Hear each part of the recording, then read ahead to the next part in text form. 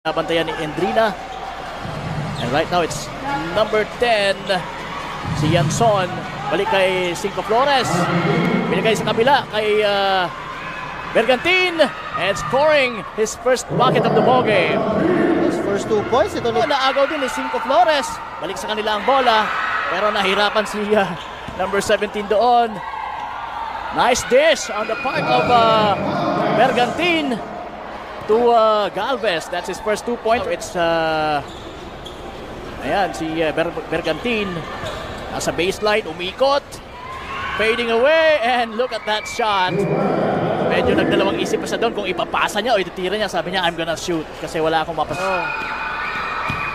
Ayan, transition play, 3 against 1. Cinco Flores finishing using the board. 5 kanina nang start natin. Pero meron na silang mga tao dito sa bench. Okay, Bergantin. And nice and easy for the best player of the ball game kagabi.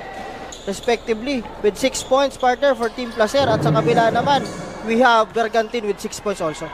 Okay, so here we go. Another shot from Bergantin, pero short. Pero nandun, sinigang. Kita si Bergantin, balik sa kanya yung bola. So Cinco Flores. So it's a 2-man game. Wala.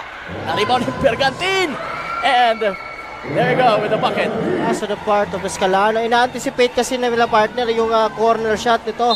Yung pagpunta ni Palencia sa corner, talaga yun ang in-anticipate. Mayor ng napapalabang na yun na Placer kontra dito sa Katayngan, Municipal Mayor Eusebio P. Dumuran Jr. Maraming salamat po, Mayor. Kayang pantayan yung bawat isa, no? So talagang kahit sino equally naman talented with the first. So bibihira yung mga ganyang teams, partner. Ang first unit mo, second unit, halos pareho kalakas. So sinasabi natin dito, partner.